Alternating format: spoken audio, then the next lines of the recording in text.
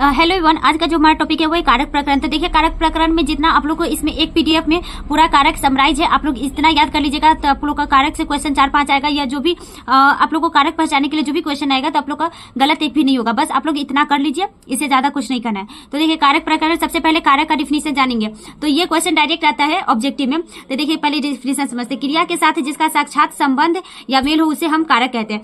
तो कारक कहने का मतलब क्या है? जैसे कि कोई भी काम हो, मतलब कि कोई भी व्यक्ति हो जिसका क्रिया के साथ डायरेक्ट संबंध हो, यानी कि डायरेक्ट संबंध हो या मेल हो, उसे हम क्या कहेंगे? कारक कहेंगे। तो आप लोग को क्वेश्चन आएगा इस तरह से, क्रिया के साथ जिसका साक्षात संबंध है उसे डैश कहते हैं। तो ऑप्शन में हमारा कारक रहेगा, विभक्ति कारक रहेगा। मान लीजिए आप लोग को समास रहेगा, संधि रहेगा, तो क्या हो जाएगा हम लोग का आंसर? कारक हो जाएगा। तो देखिए, एक बार फिर से समझाए कि क्रिया के साथ जिसका साक्षात संबंध या मेल हो उसे हम क्या कहते हैं? कारक कहते हैं। समझ में आया? संस्कृत में कारक को हम क्या कहते हैं? विभक्ति कहते हैं। तो इतना याद रखिएगा कि संस्कृत में कारक को क्या कहते हैं? विभक्ति। तो इस तरह से भी क्वेश्चन आ सकता है कि संस्कृत में कारक को क्या कहते हैं? विभक्ति, समास और संधि, इनमें से कोई नहीं। तो आंसर क्या हो जाएगा हमारा? विभक्ति हो जाएगा। तो इस तरह से आप लोग को आंसर देना। देखो, संस्कृत में 6 कारक माने गए। तो आप लोग को देखिए, ऑप्शन में अगर 6 रहेगा तो 6 लगाना होगा। आगे फिर इसको समझते हैं। संस्कृत में कारक 6 माने गए, जैसे कि कर्ता, कर्म, करण, संप्रदान, अपादान और अधिकरण। आगे देखो, संबंध और संबोधन को कारक नहीं मानते क्योंकि इनका क्रिया के साथ सीधा संबंध नहीं होता है। तो देखिए, संस्कृत में जो हमारा कारक की संख्या होती है 6 होता है। अगर ऑप्शन में आप लोग का 6 रहेगा तो आप लोग 6 लगाना। अगर नहीं 6 रहा, 8 रहा तो 8 लगाइएगा। क्या रहेगा? 8 लगाइएगा। अब एक और इंपोर्टेंट पॉइंट सुनिए, सर्वनाम में जो हमारा कारक का प्रयोग होता है सिर्फ सप्तमी, यानी कि 7 ही होता है। उसमें कितना होता है? 7 ही होता है। तो सर्वनाम के लिए हमारा सप्तमी विभक्ति यानी कि 7 तक ही होता है। समझ में आया? तो देखिए, इसमें क्या रहेगा क्वेश्चन? संस्कृत में कितने कारक माने गए हैं? तो संस्कृत में 6 कारक माने गए हैं। कितना कारक माने गए हैं? 6। समझ में आया? कौन कौन है? कर्ता, कर्म, करण, और उसके बाद क्या? संप्रदान, अपादान और अधिकरण। और सर्वनाम में कितना रहेगा हमारा? 7 ही रहेगा। उसमें 8वां विभक्ति नहीं होती, यानी कि 8 कारक नहीं होता। अब आप लोग पूछिएगा कि हम लोग को संबंध और संबोधन क्यों पढ़ना पड़ता है? तो संबंध और संबोधन इसलिए पढ़ना पड़ता है ताकि हम लोग का अनुवाद और आसान हो। इसलिए हम लोग को संबंध और संबोधन का जो शब्द रूप होता है, यानी कि विभक्ति रूप होता है, वो याद करना पड़ता है। तो आप लोग का अगर क्वेश्चन में आएगा कि संस्कृत में कितने कारक होता है, अगर ऑब्जेक्टिव क्वेश्चन में, तो कितना आप लोग लगाइएगा? संस्कृत में 6 कारक होता है। कितना होता है? 6 कारक। अगर सर्वनाम में पूछा जाएगा तो उसमें कितने कारक का उपयोग होता है? उपयोग कितना होता है? उपयोग, तो उपयोग सिर्फ 7 होता है, 8वां नहीं होता। और अनुवाद के लिए हमारा कितना उपयोग होता है? 8। एक बार फिर से समराइज करें, संस्कृत में 6 कारक है और आंसर आएगा क्वेश्चन कि संस्कृत में कितने कारक होता है, तो 6 आंसर लगाना। समझ में आया? दूसरा देखो, संस्कृत में अनुवाद के लिए कितने कारकों का उपयोग किया जाता है? तो 8 कारक का। समझ में आया? तीसरा क्वेश्चन रहेगा कि संस्कृत में सर्वनाम के लिए कितने कारकों का उपयोग होता है? तो 7 होता है। कितना होता है? 7। तो ये हमारा था मतलब कि कारक से संबंध आंसर या क्वेश्चन। अब देखो, क्वेश्चन आंसर जो कारक से संबंध था वो था। एक बार फिर से समराइज करते, क्रिया के साथ जिसका साक्षात संबंध या मेल हो उसे हम कारक कहते हैं। संस्कृत में कारक को क्या कहते हैं? विभक्ति कहते हैं।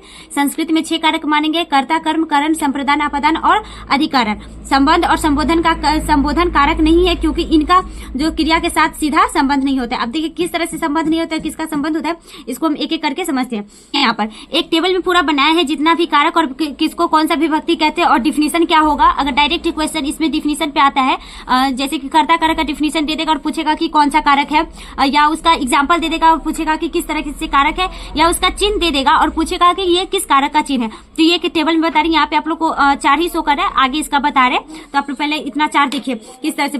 जैसे कि पहले कर्ता कारक को हम संस्कृत में विभक्ति कौन सा कहते हैं? प्रथमा विभक्ति। अगर इसका डिफिनीशन आएगा तो क्रिया को करने वाला, जैसे कि मोहन पढ़ता है, जैसे कि इसमें हो गया मोहन पढ़ता है, तो काम कौन कर रहा है? मोहन। जैसे कि सोहन घर जाता है, तो घर जाने का काम कौन कर रहा है? सोहन। अगर मान लीजिए कि रामू खेलता है, तो खेलने का काम कौन कर रहा है? रामू। तो जो काम कर रहा है, जिसका क्रिया का करने वाला, क्रिया को जो करेगा, उसको हम कौन सा कारक कहेंगे? कर्ता कारक। तो इस तरह से आएगा क्वेश्चन के क्रिया को करने वाले को डैश कारक कहते हैं, तो कौन सा कारक कहेंगे? कर्ता कारक। अब दूसरा क्वेश्चन इस तरह से रहेगा कि कर्ता कारक को हम कौन सा विभक्ति कहते हैं? तो कौन सा विभक्ति कहते हैं? प्रथमा विभक्ति। अब देखो, कर्ता कारक का चिन्ह क्या होता है? शून्य या ने। देखो यहाँ पे क्या है? यहाँ पे ने लिखा हुआ है, नहीं, यहाँ पे क्या, यानी कि कुछ भी नहीं है, तो उसके लिए शून्य उपयोग करते थे। क्या हो जाएगा? शून्य या ने। तो इस तरह से भी क्वेश्चन आएगा कि बताइए कि कर्ता कारक का चिन्ह क्या होता है? तो क्या हो जाएगा? शून्य और ने हो जाएगा। या इस तरह से रहेगा कि प्रथमा विभक्ति का चिन्ह क्या होता है? शून्य और ने होता है। इतना समझ में आया? तो यहाँ पे क्या है, मोहन पढ़ता है, तो यहाँ पे कुछ भी नहीं है, तो क्या हो जाएगा, यहाँ पे सीधे शून्य और नहीं हो जाएगा। क्या हो जाएगा, शून्य और नहीं। इतना समझ में। कहीं कहीं पे जैसे कि मैंने पढ़ा, तो मैंने पढ़ा, तो मैं में क्या आ रहा है, नहीं आ रहा है, तो मैं हमारा कौन सा कारक हो जाएगा, कर्ता, यानी कि उसमें नहीं आ रहा है। मैंने, यानी कि मैं में क्या आ रहा है, ने, तो नहीं आ रहा है, तो उसमें कौन सा चिन्ह हो गया, ने शून्य, और कारक कौन सा हो जाएगा, कर्ता कारक, विभक्ति कौन सा हो जाएगा, प्रथमा विभक्ति। एक बार इसको समराइज कर देते फिर से। कर्ता कारक को हम प्रथमा विभक्ति कहते हैं, जो क्रिया को करने वाला होगा, जो क्रिया को करने वाला होगा उसे हम कर्ता कारक कहते हैं। इसका चिन्ह शून्य और नहीं होता है, जैसे कि हो गया मोहन पढ़ता है। समझ में आया। आगे देखो, कर्म कारक का विभक्ति क्या होता है, द्वितीय विभक्ति। कर्म कारक को कौन सा विभक्ति कहते हैं, द्वितीय विभक्ति।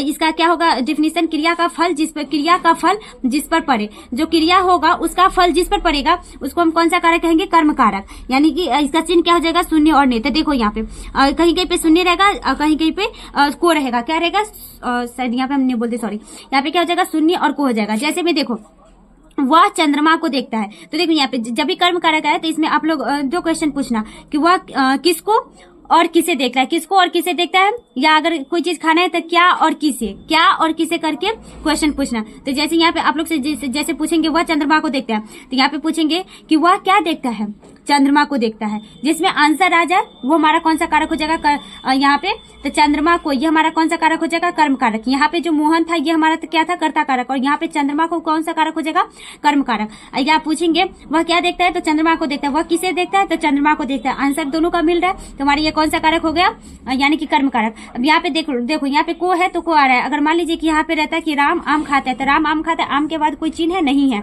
तो फिर भी क्या हो जाएगा, शून्य। और उससे आंसर पूछो कि राम क्या खाता है, तो आम खाता है, राम किसे खाता है, तो आम को खाता है, तो आंसर क्या आ रहा है, को करके आ रहा है, तो ये हमारा कौन सा कारक हो जाएगा, कर्म कारक। तो डिफिनेशन आएगा आप लोग का क्वेश्चन इस तरह से कि क्रिया का फल जिस पर पड़ता है उसे कौन सा कारक कहते हैं, कर्म कारक। या विभक्ति कौन सा कहेंगे, द्वितीय विभक्ति। चिन्ह हमारा क्या हो जाएगा, शून्य या को। तो इस तरह से आएगा कि कर्म कारक को कौन सा विभक्ति कहते हैं, द्वितीय विभक्ति। कर्म कारक का डिफिनेशन क्या हो जाएगा, क्रिया का फल जिस पर पड़े उसे हम क्या कहते हैं, कर्म कारक कहते हैं। इसका चिन्ह क्या होता है, शून्य और को हो जाता है, जैसे कि वह चंद्रमा को देखता है, या जैसे राम आम को खाता है। समझ में आया। अब आगे देखो, करण कारक जिसका विभक्ति क्या होता है, तृतीय विभक्ति। क्या होता है, तृतीय विभक्ति। करण कारक को क्या कहते हैं, तृतीय विभक्ति कहते हैं। यहाँ पे क्या है, क्रिया संपादक जिसके द्वारा हो। जैसे में देखो, पहले जैसे समझते, यंत्र से काम करता है, इसका चिन्ह क्या होता है, से द्वारा। तो देखो यहाँ पे क्रिया का संपादक जिसके द्वारा होता है, तो किसके द्वारा हो रहा है, यंत्र से काम करता है, तो यंत्र से, यानी कि इसमें क्रिया का सहायता या संपादक कौन कर रहा है, यंत्र। जैसे कि यहाँ पे अगर रहता क्वेश्चन कि राम ने रावण को बाण से मारा, तो किससे मार रहा है, सहायता किससे हो रही है, तो बाण से। तो जिससे सहायता हो या क्रिया जिसके द्वारा संपादक हो उसे हम कौन सा कारक बोलेंगे, करण कारक बोलेंगे। इसका चिन्ह क्या हो जाएगा, से द्वारा। क्या हो जाएगा, से द्वारा। यानी कि जैसे वह कलम से लिखता है, या इस तरह से भी समझ सकते हो, जो साथ देगा, यानी कि जो साथ देगा उसमें कौन सा कारक होगा, करण कारक होगा। कौन सा कारक होगा, करण कारक। जैसे कि वह कलम से लिखता है, तो कलम से लिखता है, उसमें साथ कौन दे रहा है, कलम, तो कलम साथ दे रहा है, तो जिस क्रिया संपादक जिसके द्वारा हो उसमें कौन सा कारक होगा, करण कारक होगा। और विभक्ति कौन सा होगा, तृतीय विभक्ति, और चिन्ह क्या होगा, से द्वारा। समझ में आया। तो देखो एक बार फिर से समझा रहे, करण कारक में विभक्ति कौन सा हो जाएगा, तृतीय विभक्ति। क्रिया संपादक जिसके द्वारा हो उसे कौन सा कारक कहेंगे, करण कारक, और चिन्ह क्या हो जाएगा, से द्वारा। इसमें ये यंत्र से ये कौन सा कारक हो जाएगा हमारा, करण कारक, और विभक्ति तृतीय विभक्ति। आगे देखो, आगे क्या है, संप्रदान। संप्रदान में क्या है, संप्रदान को कौन सा विभक्ति कहते हैं, चतुर्थी विभक्ति। कौन सा, चतुर्थी विभक्ति। यहाँ पे क्या है, क्रिया जिसके लिए हो रही है। यहाँ पे क्या है, संप्रदान। संप्रदान में कौन सा विभक्ति होता है, चतुर्थी विभक्ति। इसमें क्या डिफिनेशन होगा, क्रिया जिसके लिए हो रही है, तो क्रिया जिसके लिए होगी उसमें कौन सा कारक कहेंगे उसको, संप्रदान कारक, यानी कि चतुर्थी विभक्ति। इसका चिन्ह क्या होता है, के लिए या को।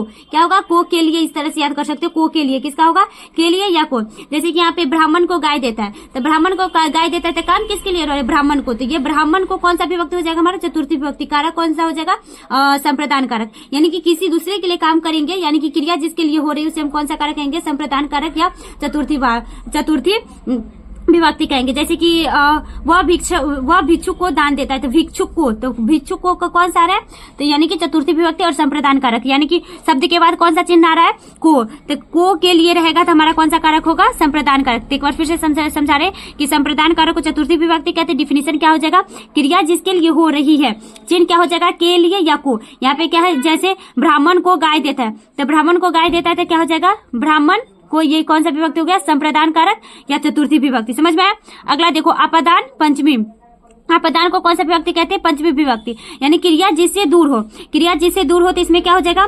पेड़ से पत्ता गिरता है तो पेड़ से क्या अलग हो रहा है? पत्ता हो रहा है। तो जिससे अलग होता है वो हमारा कौन सा कारक हो जाता है? अपदान कारक। जैसे से, तो देखो से दो जगह उपयोग होता है, एक करण में, तो करण में क्या होता है? से या द्वारा, और एक अपदान में से होता है। तो दोनों में अंतर क्या है? करण में से होगा तो वो साथ के लिए होगा, और अपदान में जो से होगा वो पृथक यानी कि अलग के लिए होगा। तो इतना डिफरेंस याद करना कि जिसमें किसी का साथ हो उसमें से का जो प्रयोग होता है वो कौन सा कारक होता है? करण। और जिसके लिए अलग होता है या किसी से दूर चाहते हैं तो उसमें जो से का प्रयोग होता है वो किसके लिए होता है? अपदान कारक या पंचमी विभक्ति के लिए। तो इस तरह से डिफिनेशन आएगा कि जिसे अलगाववाद हो या दूर हो उसे कौन सा कारक कहते हैं? अपदान कारक। विभक्ति कौन सा कहते हैं? पंचमी विभक्ति। समझ में आया? एक बार फिर से समराइज करते हैं। अपदान में कौन सा हो जाएगा?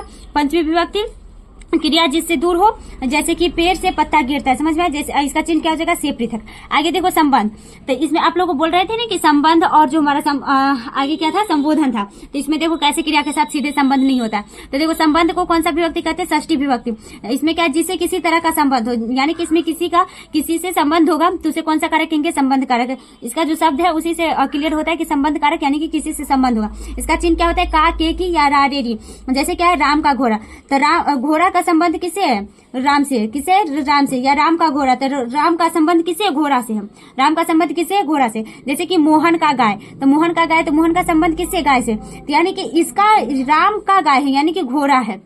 जैसे यहाँ पे रहता है कि राम का घोड़ा दौड़ता है, तो डायरेक्ट राम नहीं ना दौड़ रहा है, उसका कौन दौड़ रहा है? घोड़ा दौड़ रहा है, यानी कि किसी के संबंध के साथ है उसका, यानी कि राम का घोड़ा। तो राम का घोड़ा दौड़ता है तो क्या हो जाएगा हमारा? ये यहाँ पे क्या समझा रहे थे? जैसे कि राम का घोड़ा, तो राम का घोड़ा, तो यानी कि राम का संबंध किससे? घोड़ा से। डायरेक्ट राम, जैसे कि अगर यहाँ पे रहता वाकई कि राम का घोड़ा दौड़ता है, तो राम का घोड़ा दौड़ता, घोड़ा न दौड़ने का काम कर रहा है, राम नहीं ना। तो इसमें क्या था हमारा? सबसे पहले कि क्यों नहीं होता था हमारा संबंध और संबोधन? क्योंकि इसका डायरेक्ट संबंध नहीं होता क्रिया के साथ, यानी कि राम नहीं दौड़ रहा, राम का घोड़ा दौड़े, यानी कि उसका घोड़ा के साथ संबंध है। तो राम का घोड़ा दौड़े तो उसका घोड़ा दौड़ रहा है, इसलिए बोल रहे थे कि संबंध जिसका क्रिया के साथ सीधे संबंध नहीं होता उसे हम कारक में गिनती नहीं करते। तो संबंध किसका है? संबंध कारक में राम का घोड़ा है। तो इसमें क्या हो जाएगा? देखो इसको फिर से समझा रहे कि संबंध का विभक्ति क्या हो जाएगा? षष्ठी विभक्ति। इसका क्या हो जाएगा डिफिनेशन? जिससे किसी तरह का संबंध हो, तो इस तरह से आएगा कि जिससे किसी तरह का संबंध हो उसे कौन सा कारक कहेंगे? तो संबंध कारक। विभक्ति कौन सा कहेंगे? षष्ठी विभक्ति। चिन्ह क्या होता है हमारा? का, के की, रा, रे, री। समझ में आया? आगे देखो अधिकरण। अधिकरण क्या होता है? सप्तमी विभक्ति, यानी कि क्रिया जिस स्थान पर हो, क्रिया जिस स्थान पर होगा उसे हम कौन सा बोलेंगे? सप्तमी विभक्ति बोलेंगे। जैसे कि पेड़ पर कौवा है, तब पेड़ पर कौवा, कहाँ पर कौवा? पेड़ पर। तक जो भी काम होगा, यानी कि कौवा का खाने पीने का जो भी काम होगा तो वो किस पे करेगा? पेड़ पर। तो क्रिया जो भी काम होगा, कुछ भी काम होगा, वो जिस स्थान पर होगा उस स्थान को हम कौन सा कारक कहते हैं? अधिकरण या सप्तमी विभक्ति कहते हैं। इसका चिन्ह क्या होता है? में पर। जैसे कि यहाँ पे रहता है कि सड़क पर कुत्ता दौड़ता है, तो सड़क पर कुत्ता दौड़ता है तो किस पे दौड़ने का काम किस पे कर रहा है? तो सड़क पर। तो सड़क पर कौन सा भी हमारा कारक हो जाएगा? अधिकरण कारक या सप्तमी कारक। इसका चिन्ह क्या होता है? में पर। एक बार फिर से समझा रहे, अधिकरण कारक जिसका विभक्ति होता है सप्तमी कारक, क्रिया जिस स्थान पर हो उसे हम अधिकरण कारक कहते हैं। चिन्ह क्या होता है? में और पर। समझ में आया? आगे देखो संबोधन। संबोधन का हम कैसे आप लोग को बुला रहे थे कि संबोधन भी हम लोग का कारक से डायरेक्ट संबंध नहीं होता है। तो देखो यहाँ पे क्या है? संबोधन प्रथमा विभक्ति। तो संबोधन में क्या है हमारा? संबोधन को हम प्रथमा विभक्ति कहते हैं, क्योंकि इसका मतलब कि ये आठवां विभक्ति, इसको अष्टमी विभक्ति इसलिए नहीं कहते क्योंकि इसका प्रथमा है। प्रथमा जैसे जो इसका शब्द रूप चलता है, जो प्रथमा का चलता है वही इसका संबोधन का चलता है। सिर्फ इसके अनुवाद के लिए हम इसको संबोधन में लिखते हैं। बाद बाकी जो हमारा सर्वनाम होता है उसमें संबोधन का प्रयोग नहीं होता है। तो संबोधन को कौन सा बोलेंगे? प्रथमा विभक्ति बोलेंगे। इसका डिफिनेशन क्या होता है? जिससे किसी को पुकारने का भाव सूचित हो, जैसे कि हे अरि अजि अहो। तो इस तरह का जब शब्द होगा, हे दिनेश, हे राम, हे कृष्ण, तो इस तरह का जो भी शब्द होगा तो उसको कौन सा कारक बोलेंगे? संबोधन कारक या प्रथमा विभक्ति बोलेंगे। तो इतना समझ में आया? जैसे कि होता है हे कृष्ण सहायता करो, तो हे कृष्ण सहायता करो, तो सहायता कर रहा है कृष्ण, लेकिन डायरेक्ट उसका संबंध किसी और को कर रहा है। तो किसी और को जब कर रहा है तो इसमें डायरेक्ट संबंध नहीं होता क्रिया के साथ, इसीलिए हम इसको क्या बोलते हैं? कारक में से सीधा संबंध नहीं होता क्रिया के साथ, इसीलिए इसे कारक में हम गिनती नहीं करते। इसी के कारण हमारा कारक की संख्या कितनी होती है? 6 होती है। तो एक बार फिर से समराइज करते हैं, संबोधन को कौन सा विभक्ति बोलेंगे? प्रथमा, न कि अष्टमी। अगर अष्टमी आप लोग को लगाइएगा तो गलत हो जाएगा। तो अगर पूछा जाएगा कि संबोधन को हम कौन सा कारक कह सकते हैं, तो प्रथमा विभक्ति, सॉरी कौन सा विभक्ति कहते हैं? तो प्रथमा विभक्ति। इसका डिफिनेशन क्या होता है? जिससे किसी को पुकारने का भाव सूचित हो, जैसे कि हे दिनेश, इसका चिन्ह क्या हो जाएगा? हे अरी अजी अहो। एक बार फिर से पूरा समराइज कर देते हैं पूरा कारक, आप लोग ध्यान से सुनिएगा, ठीक। देखिए इसका जो पीडीएफ होगा वो टेलीग्राम पे डाल देंगे, आप लोग वहां से इसे लेकर याद कर लीजिए, ठीक। आप लोग का एक पत्र लेखन का डाल देंगे, अभी जो क्या बोलते हैं अनुवाद जो पढ़ाए थे उस अनुवाद को डाल देंगे, और उसके बाद जो अभी कारक प्रकरण पढ़ाए हैं 1 पेज का है पूरा, आप लोग इसे एग्जाम से यानी कि 2-4 बार भी देख लीजिएगा, 5 मिनट भी अच्छे से ध्यान से देख लीजिएगा, तो आप लोग का कारक का क्वेश्चन एक भी गलत नहीं होगा। तो एक बार फिर से कारक से लेकर पूरा जितना विभक्ति उसको समराइज कर देते। देखिए कारक का डिफिनेशन क्या था कि क्रिया के साथ जिसका साक्षात संबंध या मेल हो उसे कारक कहते हैं। कारक को संस्कृत में संस्कृत में कारक को क्या कहते हैं? विभक्ति कहते हैं। संस्कृत में कितने कारक माने गए हैं? 6। कौन कौन है? कर्ता, कर्म, करण, संप्रदान, आपादान और अधिकरण। संबंध और संबोधन का कारक नहीं, क्योंकि इनका सीधा संबंध क्रिया से नहीं होता है। समझ में आया? आगे देखो, कर्ता कारक कौन सा विभक्ति कहते हैं? प्रथमा विभक्ति। डिफिनेशन क्या होगा? क्रिया को जो करने वाले होगा उसे, जैसे कि मोहन पढ़ता है, चिन्ह क्या हो जाएगा? शून्य और नि। कर्म कारक द्वितीय विभक्ति, क्रिया का फल जिस पर पड़े, जैसे कि वह चंद्रमा को देखता है, चिन्ह क्या हो जाएगा? शून्य को। करण को तृतीय विभक्ति कहते हैं, क्रिया संपादक जिसके द्वारा होता है, जैसे कि यंत्र से काम करता है, चिन्ह क्या हो जाएगा? से या द्वारा, यानी कि साथ वाला से होगा और या द्वारा हो जाएगा। समझ में आया? संप्रदान यानी कि चतुर्थी विभक्ति, क्रिया जिसके लिए हो रही, जैसे कि ब्राह्मण को गाय देता है या भिक्षु को दान देता है। समझ में आया? चिन्ह क्या हो जाएगा? को के लिए या को। समझ में आया? आगे क्या था हमारा? आपादान कारक यानी कि पंचमा विभक्ति, क्रिया जिससे दूर हो या अलगाव हो, और इसका चिन्ह क्या हो जाएगा? जैसे कि पेड़ से पत्ता गिरता है। समझ में आया? और इसके क्या, पेड़ से पत्ता गिरता है, चिन्ह क्या हो जाएगा? से किसके लिए हो गया हमारा? पृथक के लिए या अलगाव के लिए। संबंध कारक यानी कि षष्ठी विभक्ति, जिससे किसी तरह का संबंध हो, तो जैसे कि राम का घोड़ा जो हो गया, जैसे कि राम का कुत्ता, तो इसमें संबंध है दोनों में। इसमें कौन सा विभक्ति हो जाएगा? षष्ठी विभक्ति। चिन्ह क्या हो जाएगा? का, के, की, रा, रे, री। अधिकरण का क्या हो जाएगा? अधिकरण को कौन सा विभक्ति बोलेंगे? सप्तमी विभक्ति। इसका डिफिनेशन क्या हो जाएगा? क्रिया जिस स्थान पर होता है, जैसे पेड़ पर कौवा है या सड़क पर कुत्ता दौड़ता है। समझ में? चिन्ह क्या हो जाएगा? मे पर। क्या हो जाएगा? मे पर। संबोधन को कौन सा विभक्ति बोलते हैं? प्रथमा विभक्ति। इसका डिफिनेशन क्या हो जाएगा? जिसे किसी को पुकारने का भाव सूचित हो, जैसे कि हे दिनेश, चिन्ह क्या हो जाएगा? हे अरी अजी अहो। अगर देखिए आप लोग का डिफिनेशन याद हो जाएगा तो ठीक है, अगर नहीं याद नहीं होगा तो कोई बात नहीं है, लेकिन कोशिश कीजिएगा याद करने का, कि याद कर ही ले। बस 2-3 बार इस वीडियो को भी 2-3 बार आप देख लीजिएगा, तो आप लोग को समझ में आ जाएगा कि क्या क्या इसमें पढ़ाया गया, किस तरह से होता है। या आप लोग इस पीडीएफ को टेलीग्राम पे डाल देते, आप लोग वहां से उसे देख लीजिए। और हाँ, इसका कम से कम आप लोग चिन्ह याद कर लीजिएगा, और कारक का डिफिनेशन और कारक की संख्या कितनी है, बस इतना याद कर लीजिएगा, तो आप लोग का ऑब्जेक्टिव क्वेश्चन एक भी गलत नहीं होगा। इसका चिन्ह जरूरी ध्यान याद कर लीजिएगा, ताकि आप लोग का अगर वाक्य वाला क्वेश्चन है उसमें वाक्य देकर आप लोग को पूछा जा सकता है कि इसमें कौन सा विधि, जैसे कि यहाँ पे आप लोग से पूछ लेगा कि पेड़ से पत्ता गिरता है, और इसमें अंडरलाइन करके मान लीजिए कि यहीं पे आप लोग का क्वेश्चन पेड़ से पत्ता, ये अंडरलाइन करके इसमें से निम्नलिखित में से जो रेखांकित किया गया शब्द है उसमें कौन सा कारक लगा हुआ है, तो कौन सा कारक है? आपादान कारक। विभक्ति कौन सा है? पंचमी विभक्ति। समझ में आया? तो इस तरह से भी क्वेश्चन आएगा, तो आप लोग कम से कम इसका चिन्ह और क्या बोलते हैं इसका विभक्ति चिन्ह और विभक्ति कौन सा है वो, क्योंकि इसका कारक का नाम दे देगा और विभक्ति भी देकर आप लोग से पूछ सकता है कि कौन सा विभक्ति, षष्ठी विभक्ति, सप्तमी विभक्ति, जैसे कि अधिकरण कौन सा विभक्ति? सप्तमी विभक्ति। इस तरह से पूछा जा सकता है। तो आप लोग चिन्ह, विभक्ति और कारक किसे कहते हैं, कारक की संख्या कितना, इतना याद कर लीजिएगा, तो आप लोग से क्वेश्चन बन जाएगा और अनुवाद भी सही बन जाएगा। तो समझ में आया? तो इसका जो पीडीएफ है वो टेलीग्राम पर डाल देते हैं, आप लोग डिस्क्रिप्शन बॉक्स में जो टेलीग्राम है वहां से जाकर आप लोग विजिट कीजिए, और वहां से ये पीडीएफ लेकर आप लोग एग्जाम का 2-3 बचा हुआ है, संस्कृत के पेपर में 2-3 दिन बचा हुआ है, तब तक आप लोग इतना डिवीजन कर लीजिएगा, तो आप लोग क्वेश्चन अच्छे से बन जाएगा।